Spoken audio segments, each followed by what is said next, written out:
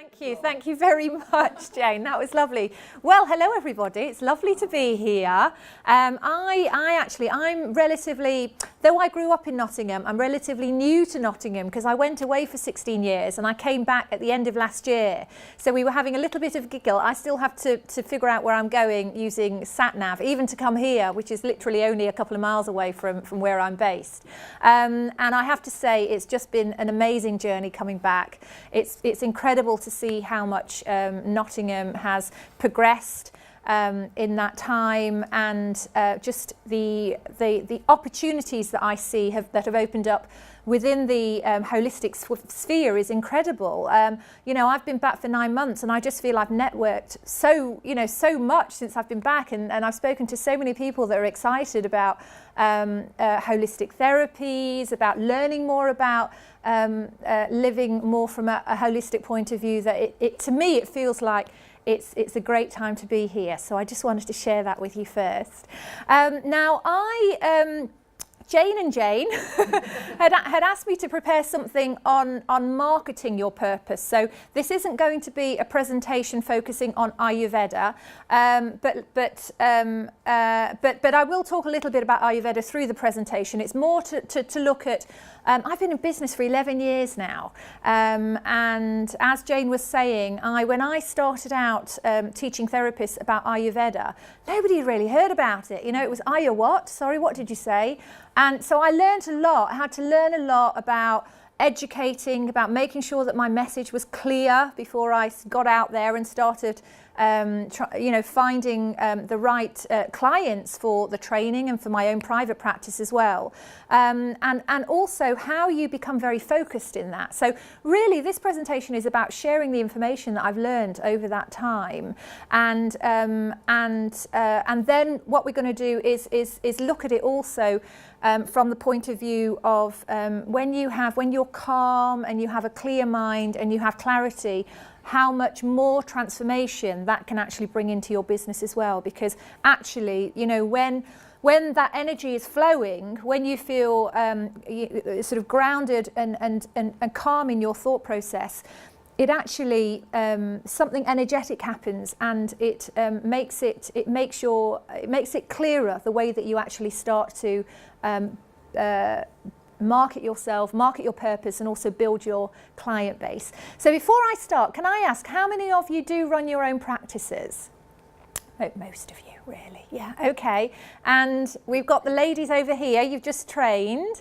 We're now training now. So you're now training. Okay, fantastic. So what will you be qualified in once you've completed your training? So we'll be basically just a very basic sort of Swedish massage. Okay.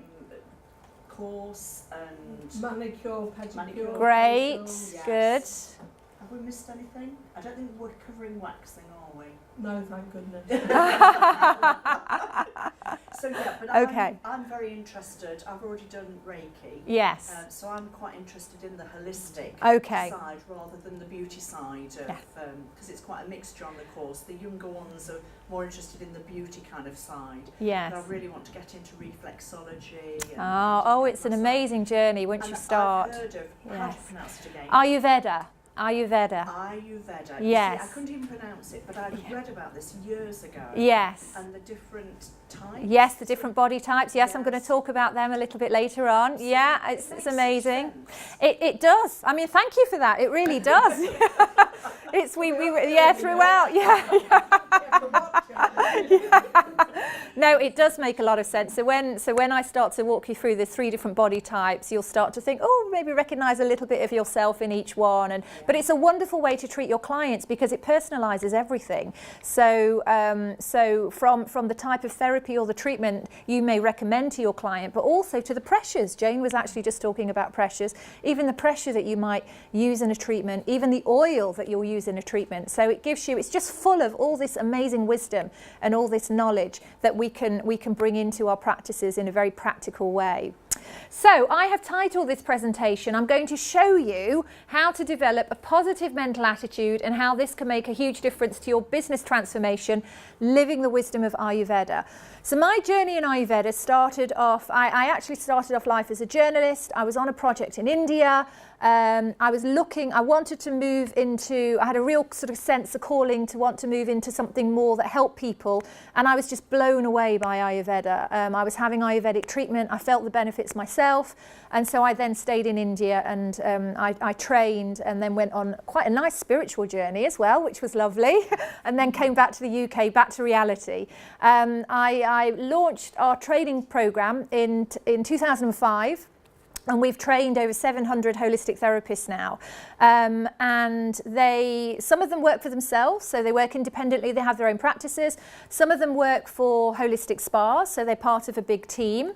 And some of them train and they integrate the therapies into the practices that they have already, which I think is fantastic because actually it's, when you work holistically, it really is, you are really homing in on actually what your client specifically needs at that moment. And when you have a sort of a wider toolbox to work from, you can really kind of cherry pick, what feels right at that moment, at that time for that client.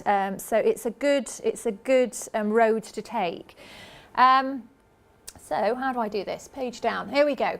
So marketing, spirituality and Ayurvedic care on your journey. So I wanted to start off quite big picture with this. So as therapists, it's, often we'll hear, well, it's a calling. It's a calling. It's bigger than you. It sits here in your belly and you get called to do this. And so I wanted to just look at that a little bit more and what does that mean to us? Because I'm sure everyone sitting in this room feels like that. We're kind of there on this journey. But actually, what is that feeling and what is that essence and what is it that drives us to this purpose? So some of you might say, I'm not a spiritual person, at least I don't think I am.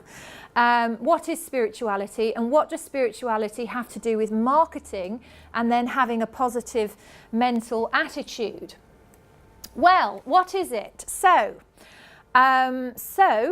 spirituality is the aspect of humanity that refers to the way individuals seek and express meaning and purpose and the way they experience their connectedness to the moment, to self, to others, to nature, and to the significant or sacred. It's a bit of a mouthful, isn't it?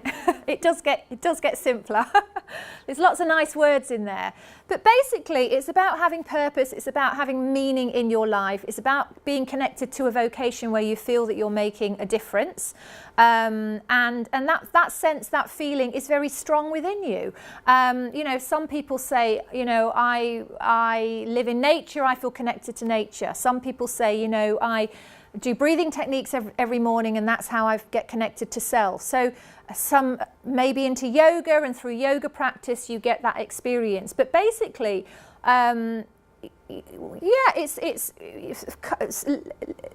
spirituality can show up in many different ways, it's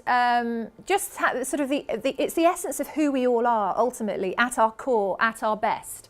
So how can having a spiritual approach help when it comes to your marketing? What on earth has it got to do with marketing? Well, emerging research demonstrates that the spiritual value of selflessly serving others ends up actually serving us if we have enough faith to really practice what we preach. So over the years of teaching, this is a story I hear so much from the therapists that I teach. This is the road less travelled, let's be honest. This is what I love about the FHT groups. It's amazing because it brings you all together as independent therapists, and it's like you have your tribe here and you get to share and learn, and knowledge is shared, but it's very much a great way to actually support all of you as well. And when it comes to when we set off on this journey, it may not be clear at the beginning, exactly how that's going to turn out, because actually you really have either got to work independently and build your own practice, Or you have to go work for a clinic and you might sort of think, oh, you know, I can earn more working for myself and I'm not sure if I want to do that. And then you might go and try working in a spa and, you know, it may, you know, and that will have a different experience. So working in this industry and actually figuring out how you want to offer your treatments, your therapies, is part of this process. But actually, I truly believe when we connect with that, when we actually realise that actually this is a call, well, we say it to ourselves, it is a calling, you know, there's something bigger in me that really needs to do this, then that's a great way to start. Because actually then you're going, you know, okay, universe, this is you've told me now. Okay, so I know that's who I am, that's what I am, and now I need to actually figure out the most appropriate marketing plan for me. So that's really what I wanted to share there. So this is the concept that to make a good living, we can actually create it from the inside out. So it's first of all owning the fact that this is your calling, this is a vocation, and you're strongly aligned to that. So just a little bit about me, just to show you how I fit into all of that, because then it will be wonderful for you to maybe use that as an example to think about yourself in that as well. So in the physical world, so out there, I'm a trained practitioner of Ayurveda and also meditation. I'm the founder of a company, and we train therapists in Ayurvedic massage. We also import medicinal herbs from India, and we develop our own products and consumables. We have amazing consumables that we use in the massages, and herbal compressors and powders and all sorts of lovely fun stuff. Next year, my first book is going to be printed after. Wow. Yes. Oh, goodness me, what have I signed up for, I tell you. Which I'm very excited about. It is a lot of work, but it's really, I'm you know, very excited, and it's all going to be worth it. And I'm a business journalist by trade. And but actually, in my essence, when I look at my energy, my physical energy, I'm an energetic doer. My energy is very, you give me a project and I'll get it up and running, and I'm always on the move, I'm always doing something. I find it difficult to sit still, so I recognise that in myself, from my inner world, you can say. In my personal life, I can actually be quite quiet, but actually when I'm on stage, I feel very comfortable. I love giving presentations, I love talking to people, and I like talking to big audiences. But actually, you know, if you saw me in the local pub, I might be sitting in the corner just having a one-to-one with somebody very quietly. So again, energy can be very different, personal and professional. I've also always felt the urge to know who I am, what I am. So, you know, when I started going down the holistic journey, you know, mindfulness practices became a big part of that as well, because that really helped me connect with who I am and the deeper aspects of myself. And like most therapists in this industry, I felt called to help people. So to me, when we sort of take what we're doing on the outside and then we have a look, really truthfully have a look at what's going on the inside, this can give a really positive mental attitude and lasting inner security, because actually you just know what you're doing is what you're meant to be doing. So nobody can waver you. So even when maybe you're having a challenging month, actually just connecting with that higher purpose kind of gives you strength to actually, you know, focus then on the next month, and then, you know, and the next month, you know, which is going to be completely different. So it's really looking at your energy, first of all, owning that energy, you know, knowing that actually that higher purpose is there, and actually what you need to do is just maintain that and stay connected to it, because this is the journey of life as well, you know, and the journey of life is like that, and it's the same with marketing, and it's the same with our practices.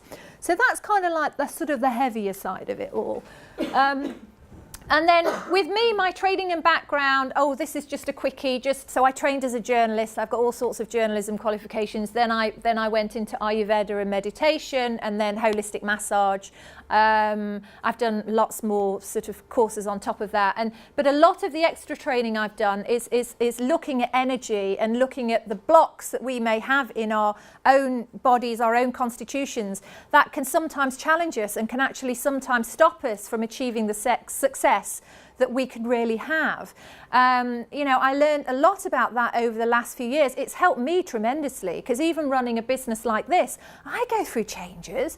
You know, we can get comfortable and comfortable in our space, but actually, you know, if you're wanting to grow your practice, actually face the fear. You need to step out of that a little bit as well, and then, wow, do you feel the waves and and certain challenges. But that's also about physically then working on your own energy and creating that space in your mind, in your body, in your spirit, that actually can then move you into the next direction, whatever that might be for you, you know. And all of our practices, it's all of our practices, everything, our own independent business plans, you can say, it's different. I know every single person in here will have their own vision of what they have created, what they are creating, and the vision of where they'd like to see themselves. So it has to be purposeful and it has to be true to you. Don't look at the next person and think, I've got to be doing what they've doing. You know, it's you know, it's have that chat with yourself. And when you're coming from an authentic place, all of that information is there for you anyway. So I'm really a big believer in actually to keep working on ourselves. And it's not because you're giving so much out there that actually it's also really important to keep doing some of that work, bringing that work back. So this is a bit of a humorous slide. So love the moment for its simplicity. It may give or take nothing from you, but in the blinking of an eye, it will have changed so many things forever. So this slide is all about finding your purpose. So now that you know that there's this you know, that you're on this path, that you're connected to this vocation, it's kind of then looking at it's a nice exercise actually to just sort of have a look in your history at the little telltale signs that you know, that made you commit, you know, that put you on this path. What is it that happened? You know, what was that your journey that actually brought you into this space? And when I look back, you know, my career started off in a different direction, but actually when I look back, I realised actually as a child I used to blink a lot. This is just one of the things. I'm only sharing one thing. There were other things that made me realise that I'm definitely on the right path. You know, this is definitely my purpose. And when I look at that, I used to, you know, I think, well, the world must have been a bit challenging for me at that age. And, you know, if you go and talk to a medical practitioner, they'll tell you one thing. But actually now, with the awareness that I have and the knowledge that I have, that I've really learned from this amazing health system, I realised that actually what I was doing was just controlling the kind of the busyness that was out there, and finding a way to manage it. So when things seemed chaotic, actually that's when the blinking would come in, and it would still things for me, and I'd feel more calm, and I'd feel more relaxed, and I'd feel that, oh, I can cope with that situation now. So there was, you know, so I was sort of creating this peacefulness, and then that was the peacefulness that I wanted to spread to people around me as well. So even now I don't like stress, you know, even though I run a business, I think, oh God, how peculiar is that?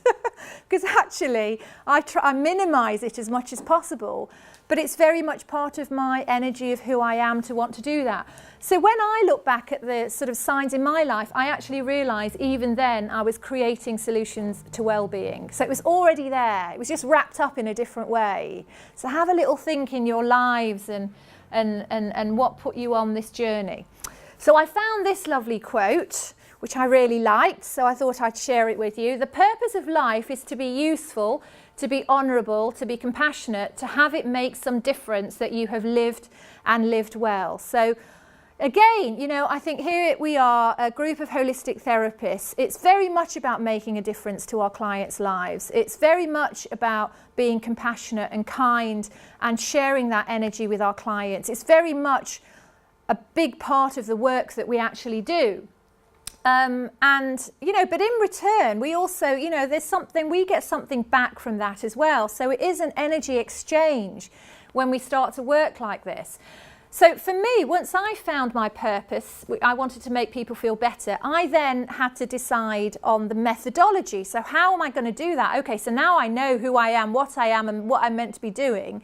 But how am I actually going to share that with the world? So now the next section is where we get much more into actually marketing your message. So once you've decided who you are, what you are, how you want to take your therapies out into the world, then what happens? You know, then what do we do? So for me, I wanted to go into training and education. I wanted to train therapists because I loved the idea of kind of like spreading that energy, spreading the love through holistic therapists. Also, it related a lot more to the career that I'd already had, where I was training and writing a lot of content. But the Ayurvedic technique had so much power for me. That blew me away, and so I wanted to find a way to take that out. So when it comes to our marketing, so one of the first aspects that I had to think about is, so I've called this finding the right funnel. So do you know what I mean by that? Finding the right channel. Finding the right channel. So thinking about, for me, how that looked for me was I had to think, well, who are the right therapists for me to train? You know, it's not going to be all therapists, otherwise I'd run myself ragged and I'd be talking to some therapists that really resonated with the information and then others that didn't so much so. So I had to get clear, well, how am I going to find these therapists that potentially would be interested in the training that I'm offering? And so I started to create a walkthrough plan. So I just got big pieces of paper out, just started to put my ideas down first. And actually the FHT was a big part of that because back then they were the one group that were running groups like this all over the country. So actually I joined forces with the FHT in that way and actually started to go and talk to as many of their groups as I could, and then became a member of their magazine, and then actually they're also the organisation that accredits our courses as well. But that was a very clear blueprint for me because I knew actually there's one group of where they are. And then there was other places as well of a sort of a similar ilk. But I have to say that was a brilliant sort of start to actually being able to go out and talk to the tribe, you know, the people that would get this and would be interested. So what I say to you is, for those of you that obviously are on your road and have your successful practices, you might want to just review and you know, when you look at how you market yourself and your services, are you targeting the right people for your practice? And for those of you that are starting out, it's the key. You know, it's because there's only one of you. You know, you've got to, so by being focused and actually homing in on the kind of clients that you know will resonate with your work and that you feel that you can help, that's just a brilliant place to start with your marketing. Okay, is everyone all right there? Yeah. Okay, so that's finding the right people and then where you're going to find them. So, right, so then the next bit was, okay, so, you know, am I going to hustle or am I going to be chilled about this? Or, you know, how's it going to work? How will it look out there in the world? Because, you know, people have different styles as well. People have very different styles, and that's okay as well. Because we've all got different personalities and different constitutions, so different styles are also part of it. But in general, the difference between client attraction and chasing. So when I say chasing, so this is what I mean. You know, you might be hopping from one networking event to the next, stalking people on Facebook. As soon as you get their address, it's like you're constantly sending them your offers and your menu, and you know, and trying out the newest. There's so many fads as well. There's always lots of fads, and there's always lots of promises, and there's always, oh, you know, go and see this person and they'll give you all the secrets. And actually, if you just strip all of that down, it's the old stuff is what works.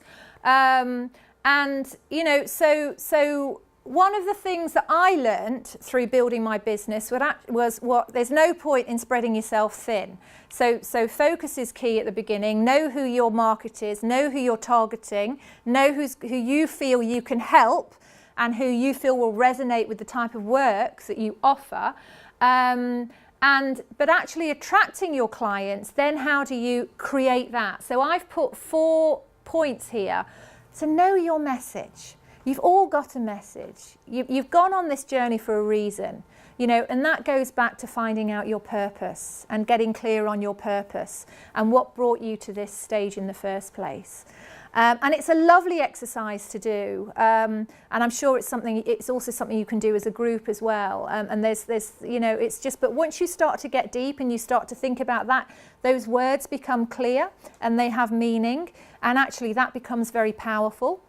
Because people buy people at the end of the day, you know, and you know, when you are able to share your message and articulate it in a clear way, already I believe you're already halfway there. I really do.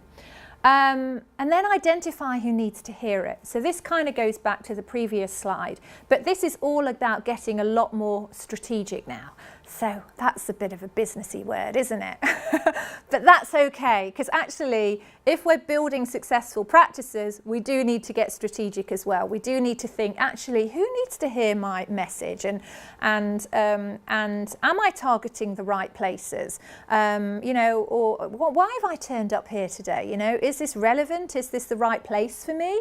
And there's a few hit and misses, I would say, at the beginning, and that's normal. But the sooner you get, I feel, you know, get clearer on this aspect, then the easier it actually becomes to move yourself forward. In fact, actually, me and Jane were just talking about our own personal journeys and how, you know, over time, how that's changed. And there's a, you know, and you learn all of that as time goes on.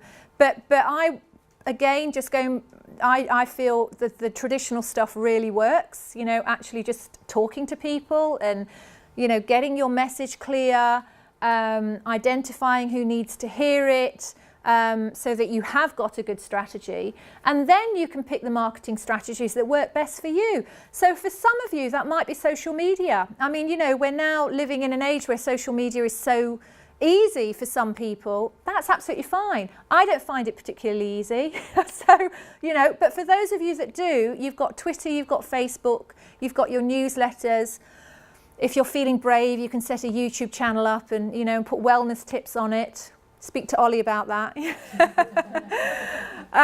You know, but social media is amazing because you can sit in your front living room and you can market to an audience. We've never been in a time where you could do that before, and it's all free.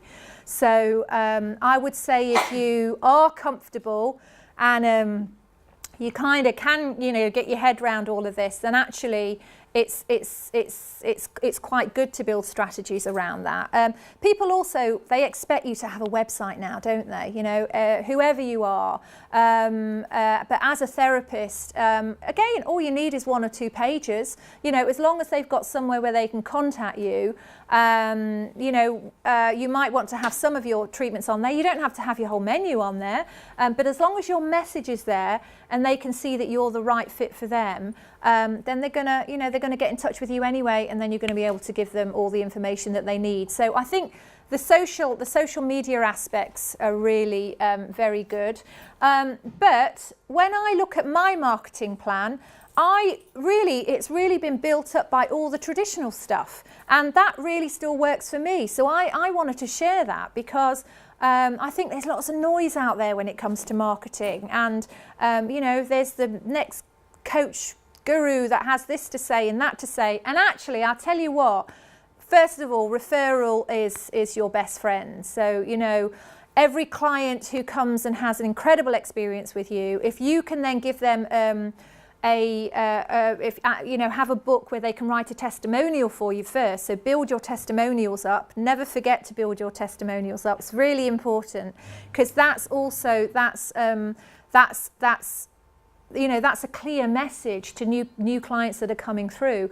But also what else you can do is you can actually then leave it a while, maybe let the client have a few treatments with you first, but then you could just kindly say, would you be happy to recommend me to 2 new people? I've certainly used that technique with training before, and it really works. If somebody's had a good experience with you, they've really enjoyed hanging out with you, and they've really experiencing the positive benefits of your work, it's more than likely they want to tell other people anyway. But sometimes people need a bit of a nudge. Sometimes it's not so clear cut, and it's okay. So again, that's one thing that you could do. List building. From the beginning, I've built lists, and it's a bit boring and a bit tedious, but do you know what? Those lists are really quite big now, and I'm able to stay in touch with all those people on a monthly basis. And I've even found through list building, you might be introduced to someone or have a connection with someone in 1 year. They may not come to see you, for another year or even 2 years, but you stay in their mind, because you built that list and you've stayed in touch with them, and actually when the time is right, they give you a call out of nowhere. Because again, it's just the nature of who we are and how we live.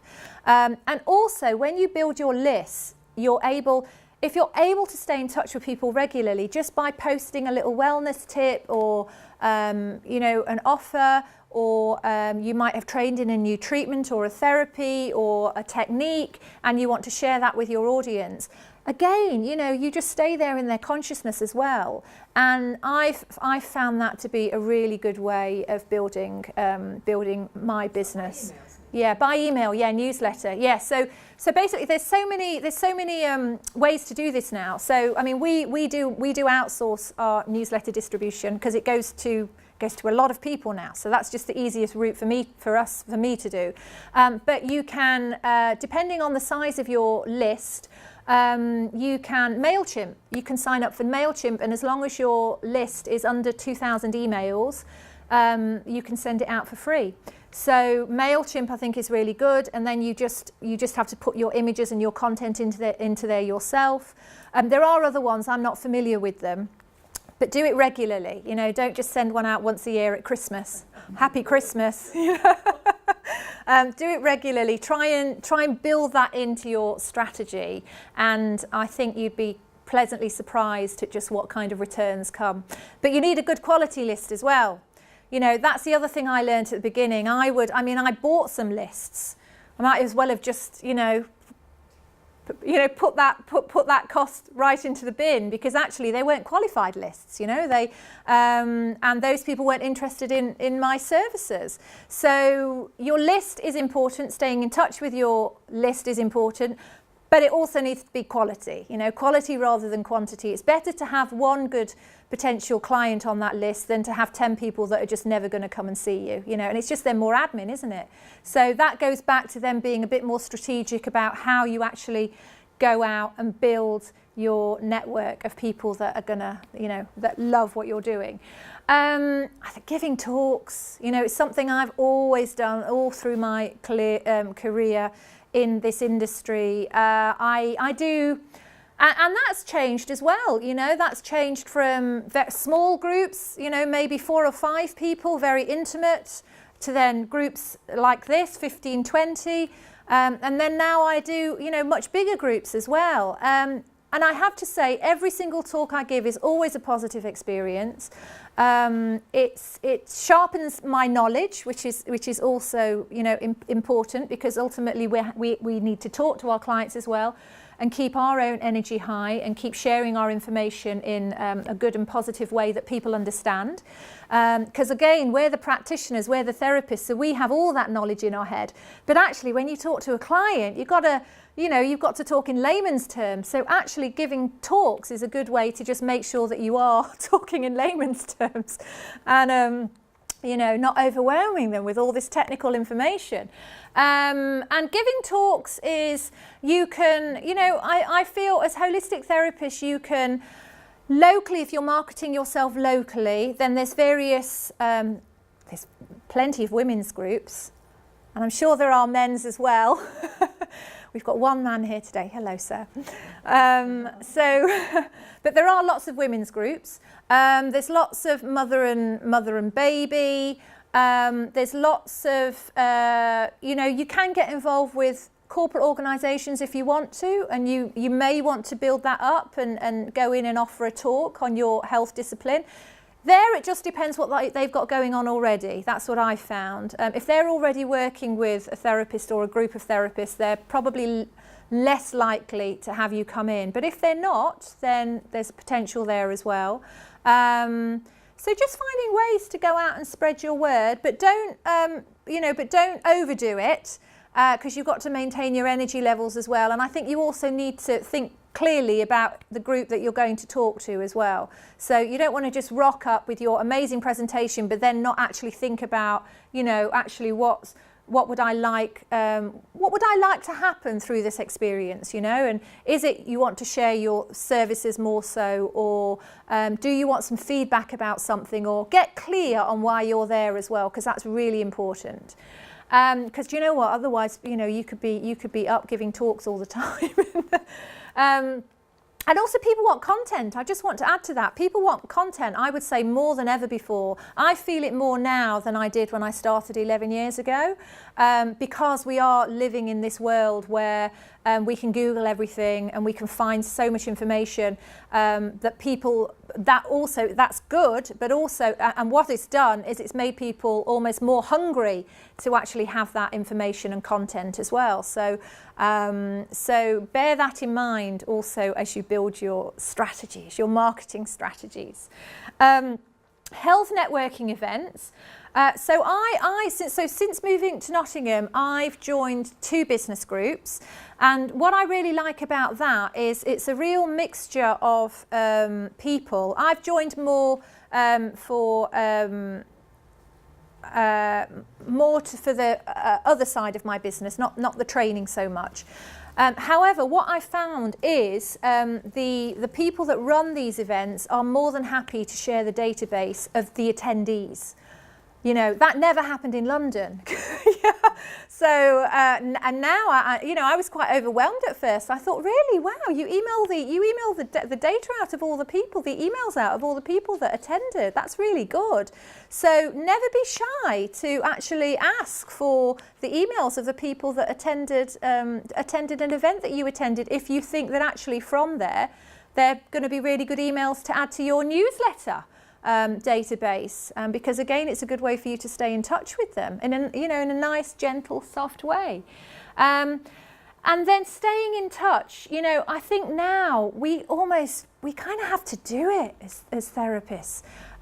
We have to give more, really, and how we can do that, how we can add the value is by sharing information, by sharing wellness tips, by sharing really solid aftercare advice that also helps as a follow-up to your treatment, but also it's something that you can also pass through your social media as well, because that way, rather than just using social media to market your services, actually you're adding value. So if you send 2 tweets out a day, one could be about I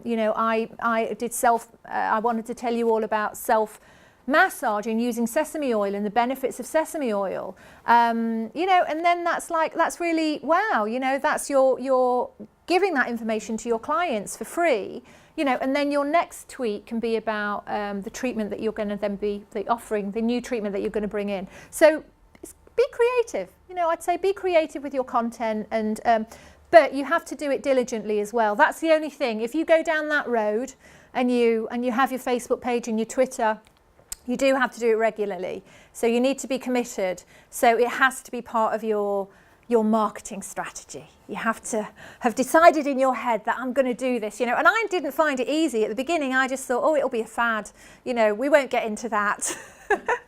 And now we tweet every day, we put a Facebook a message up every other day. We've got a YouTube channel. I got to a point where I realized actually it is really important if we're going to stay in touch with our clients and customers, and also keep sharing the content that we have in a greater way.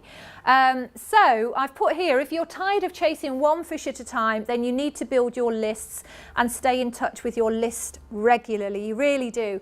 And what I mean by that is it's you know, if you're going out and you're trying to find one client at a time, it's a lot of work.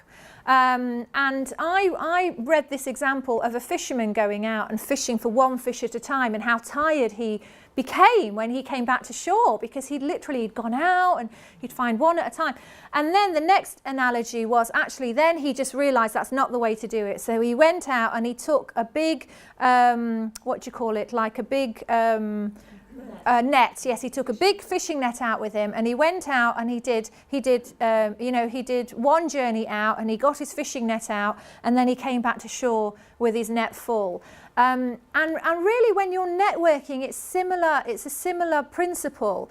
You know, you'll burn yourself out if you don't put some thought into actually how you're doing it. So you know, events are great because there you can network with a number of people all at the same time.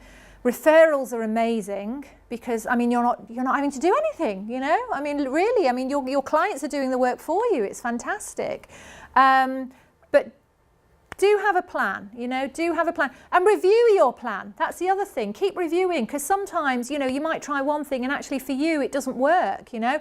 But if you review, if every 6 months you have a look at your figures and you think, well, this is what I need to earn, and this is how many treatments I need to facilitate in that time. And actually, if you're off track, it probably is just because your marketing strategies aren't as sharp as they could be or right for you, and then you can make some tweaks along the way. So, and I've had to learn to review. You know, I didn't do that for years. Now I think I need to review. I need to just have a look at what we're doing, and it does really help. You do have to put the time aside, but it does really help, and it really gets you clear as well on actually what you're doing and why you're doing it. So getting clients versus converting clients. So it's great. So we can go out and we can network, and we can come back with a new email database, with some business cards, with some referrals. But actually, we're only actually going to earn from those treatments if we can then convert to paying clients. So client attraction, we do talk about client attraction, but conversion of that is really important. Because if you get more results, so if you've got more leads, you'll have more clients and you'll have more rewards from that as well. And what you have to do is just do what you're doing, but do it better. Do it more focused, do it more clearer, do it more strategic. And from that, you can improve your conversions. So it is all about having a good plan, I would say. And when it comes to improving your conversions, I had to think about this because I thought, gosh, you know, unless you've got somebody else doing it, how do you know whether you're doing it right? And something I've learned, again, through my journey is it's okay to ask for help. And it's okay to maybe ask somebody that you would consider an expert, or somebody who has a really good practice, and maybe that's what you're aiming for. Just to ask them, you know, some of their advice and, you know, mentoring. So, you know, I think having a mentor is a really good thing. And again, even mentoring changes over time. So the kind of person you might talk to at the beginning of establishing your practice, that, you know, you'll then need somebody else a few years on, because actually your practice will have changed and you'll need new ideas, you'll need a new way of looking at things. You know, and so you'll need somebody who can provide that advice at that time as well. So if you can find somebody who's you know, out there doing things the way that you'd like to be doing them as well, you might want to just have a nice little chat with them and say, you know, would you be happy to have a coffee with me? And I'd love to you know, to just sit down with you. I've got some questions, and you know, and really most people in this industry are very friendly and more than willing to help. And you know, we want more success. We want more of you coming through, spreading all the good work and helping people in the way that you do. And you know, I'd really say we're in a time where you know, holistic therapies, holistic wellness are right on the map. You know, Jane mentioned how now it's very mainstream, you know, to see acupuncture, to see Reiki, to see all sorts of different therapies in the mainstream, whereas 10, 11, 12 years ago, you really didn't at all. You know, but things only get mainstream when there's an interest, you know, when Joe Bloggs down the road actually has had enough of, you know, doing what he has been doing for 10 years and actually realises that there's something in this and I want to learn more and I want to find a really good practitioner and therapist who can help me with this as well, because you're giving them, you know, natural solutions to their health, which is brilliant. Right, okay, so can I just check the time as well? How are we? Oh, it's there. Okay, great. Okay, so this is the one thing though. This is where you will, if you're not focused, this is where you'll fail. So lack of direction, not lack of time, is the problem. We all have 24-hour days. So basically, if you don't sit down and think about your plan properly and put proper time into it, you can't then, you know, if you're challenged with your success, then it's all down to you. I'm afraid you have to.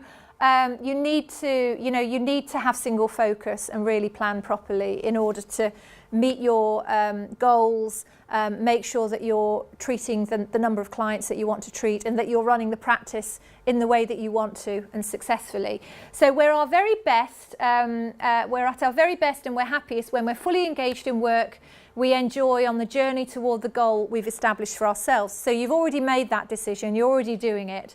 It gives meaning to our time off and comfort in our sleep, and it makes everything else in life so wonderful and so worthwhile. When you're doing the work that you love, it's like everything falls into place. You know, you feel great about everything, you're completely aligned with all the people that are around you, you're networking with like-minded, everything fits. And it's the same. It's the same, and it's true in business as well. So, you know, I would say you need to be focused and not sporadically trying this and trying that. There may be a little bit of that going on at first, but you know, the sooner you get focused and the sooner you realise actually you're building that business plan properly and you've got proper marketing strategies in place, the sooner you'll actually start to reach your goal. So focus is key. Okay, so now it comes to, well, I started off, well, you know, I was talking about Ayurveda and meditation and mindfulness and what's this got to do with your success and your the transformation of your practices. Well, that's because actually this really all comes from you. It comes from inside, and you by bringing in some discipline practice, some you know, I'm going to talk about mindfulness techniques, some meditation techniques, some breathing techniques, but actually, you know, there's other ways for us to look after ourselves. So actually, you know, this is all part of our own self-empowerment as well, because it gets us ready. It allows us to release the stress from our nervous system and then gain clarity. And actually, when you have clarity, it's amazing what can happen. Things just, you know, all of a sudden in your mind, it's that information has been there, but it's not blocked anymore. And actually you can see and you can visualize your marketing plan a lot easier. So how can we feel empowered ourselves? So now I'm going to talk a little bit about Ayurveda. So Ayurveda is the system that I am familiar with, that is a system that I have been teaching for 11 years now. And there are various gifts in Ayurveda, I would say, various tools, various techniques. So you've got practical tools, and the massage is a practical tool that you can have. And Ayurvedic massagers, we work on mama points, on vital points all over the body, so they're energy points. And what that does is by massaging those points, it just removes blockages in the body, removes stress in the body, helps you feel more relaxed, more connected.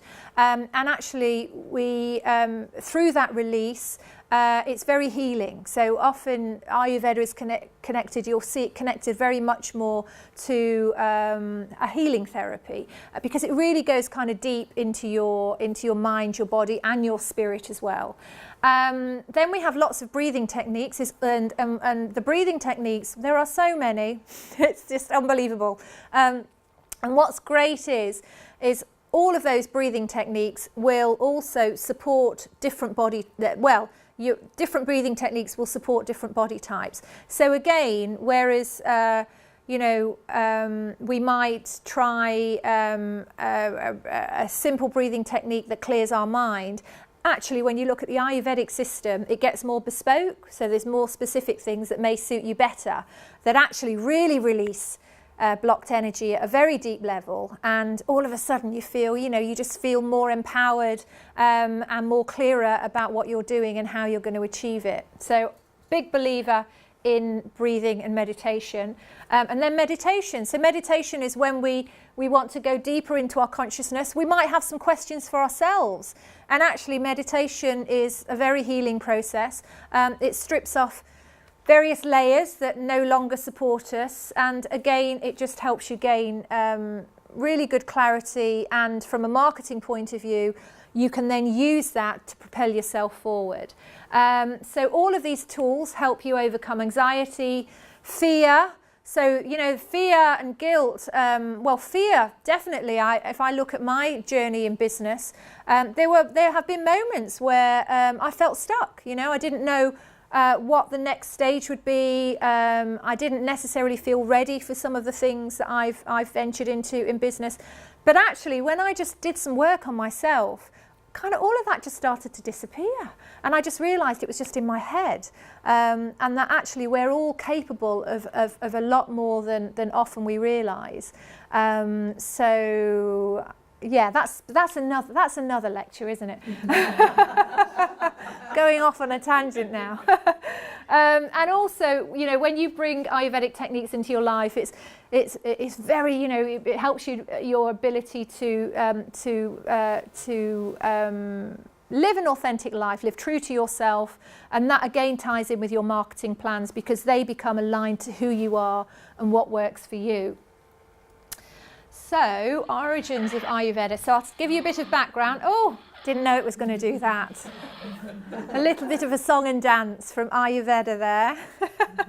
Saying I'm here, I'm going to tell you all about Ayurveda. So Ayurveda is a Sanskrit word. So it's the ancient language of India. Sanskrit is, I like to look at it in the same way that we would look at Latin here in the West. It's a beautiful language. And when we take Sanskrit words, we'll never understand their full meaning because they're so each word has such a depth of layer to it. So we try and describe the words as best we can. So Aya means life and Veda means knowledge. So it's literally the knowledge or the science of life, which is quite a big concept to start with when we look at this health system. It's said to have originated in India 4,000 years ago. And it really depends what book you read, because some of them say 4,000, some of them say 6,000. But what we do know is it is the oldest health system in the world.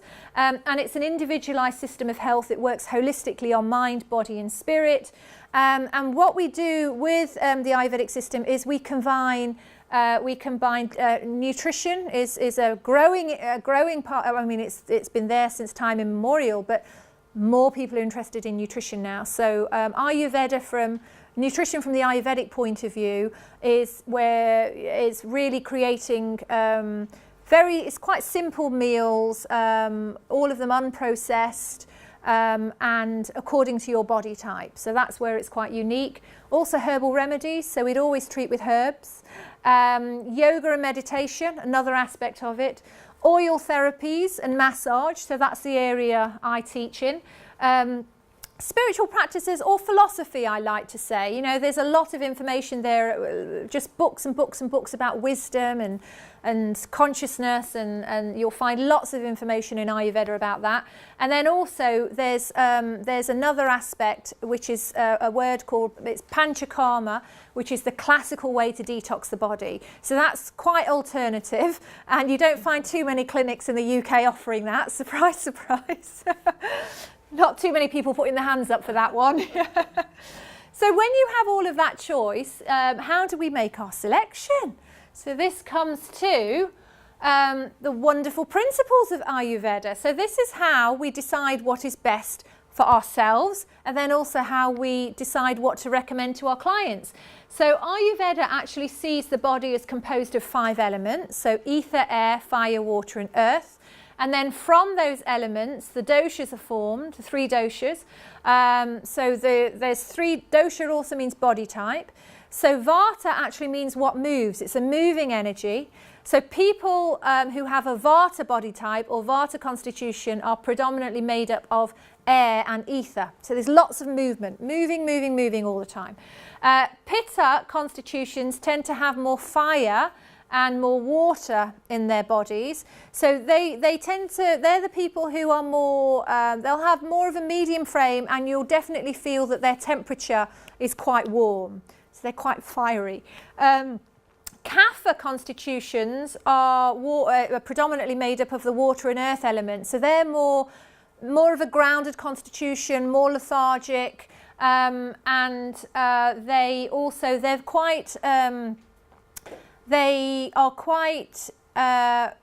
very natural. I'd say they're very natural in the way that they are, in the way that they interact.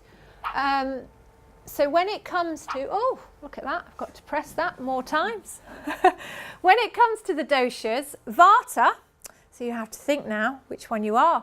Vata people, constitutions, tend to have a thin frame, a low body weight. They tend to speak more quickly, small eyes. Skin tends to be more dry because they're made up of ether and air. They're more cold, more mobile, more active. They're very creative. So, I mean, if you, artists, creative people tend to have a vata constitution because all their energy's up here and they're just channeling all those ideas all the time. That's what they like to do. Pitta, which means what cooks, it's more of a cooking energy because we've got more fire there. So Pitta constitutions tend to have, they're more of a medium body frame, very good metabolism. They love their food and they always need to eat at the right time. They do have a strong tongue and a strong voice, so just be careful if you meet a Pitta who's not very happy or having a challenging day. Get out their way quickly. They're very motivated, so they are your project gung-ho people. Just give them all the work to do because they'll love to do it. Okay. Kapha, literally kapha means what sticks, so it's more of a, like I said, it's more of a grounded, sticking energy. They tend to be more heavy, they have a slow metabolism with a tendency to gain weight, large eyes, they're more slow speaking, they're very gentle and very caring. I've found over the years, the therapists I've trained, I've seen a lot of kapha natures actually, through that. And I think that kind of speaks for itself really, tend to be attracted to this type of work and this type of industry. And so when you're, so this is lovely for yourselves. I didn't bring any of the forms with me, but if you would like to have one, just leave your email for me and I'll email that out to you. But then when it comes to, if you're working with Ayurveda and you're treating your clients, so what you would do first is after your training and you understand the body types, the doshas, you would then ask your client to fill in a consultation form, and actually from that consultation form you're able to diagnose what body type they are, and from the information that they also give you and share with you, you're able to then build the right treatment program for them. So it's very, very bespoke, and you can tweak things according to the information that they've given you as well. So it might even be the aroma that you have in the room. It doesn't just have to be physically the treatment itself, the pressure, the oil. It also can be aspects to the room that will make a difference to their experience through the treatment as well. Okay. So with dosha or body type, there's no exact translation of the word, but actually there's two. So you were born with your prakruti, so this is your constitution at birth, and then your vikruti is actually your imbalance, so it's how you appear today. So when a client comes to see you and they're coming to see you for Ayurvedic treatment or therapies, you would actually be assessing their Vikruti, actually where the imbalance is, and then through your treatment, through your hands-on work, you're then able to bring some more balance into that program. Now I've said that there's 3 body types, actually there's 7. So some of you will be individual, Vata, Pitta, Kapha, some of you will be a mix, and some of you may be Tri-Dosha, which is where all the elements are in equal proportion. And then I'm just going to really bring us now to some of the tools that we can bring into our lives to help us build our practices from the inside out. So I've talked about Ayurveda now, so you've got a better idea of the health system. Meditation's a big part of the health system, and here's 5 ways that meditation can benefit your therapy business. It keeps you in touch with your authentic self, reminds you of your purpose, just helps you remember, the journey that you've gone on, the message that you've got to share, and it keeps you connected. It'll help you have a clear vision of your goals. So all that stress, gone. Awareness, awakening, positivity, you bring in all the positive energy, and actually it's amazing what you can then visualize in your mind. Very powerful. Gives you inspiration. Also, there's many artists, there's many singers that say, gosh, I went off on a retreat and I was just away for 4 days and it was all really quiet and I produced this work, So it's also it like helps you tap into those sides of you more so as well, which is really powerful. Helps you improve your communication, because the more you bring awareness in, the more you become aware of actually how you communicate and how you share your messages. It's just the two just go hand in hand. So not that any of you need it, but any little tool is always good to learn, and we're always improving ourselves, aren't we? And then also it helps you improve your general productivity. Now this is what I didn't get this at first. When I first I didn't get that, and I thought, how can it improve your productivity? It makes me want to just chill. I go the other way. But actually what I realise now is actually because when you release stress from your nervous system at a deep level, actually it brings more energy in. So you, over time and as a regular user of meditation or mindfulness practices, you actually start to find you do have more energy. You actually start to find you can get up that half an hour earlier, and you can stay up a little bit longer, and you can concentrate on things more so as well. So that's a really amazing thing of what happens when you do start to bring it in regularly. Now I've got some exercises of different meditation techniques for each dosha. So this is one called alternate nostril breathing. I'm just going to whiz through this because actually what I wanted us to do was just to do a breathing technique together, if that's okay. Is that all right? So this is a nice one because it balances the energy more so. Breath of fire is really good for pitta because you push the energy out, you expel the energy. So we do breathing techniques with the stomach there, and bellows breath. That, yes.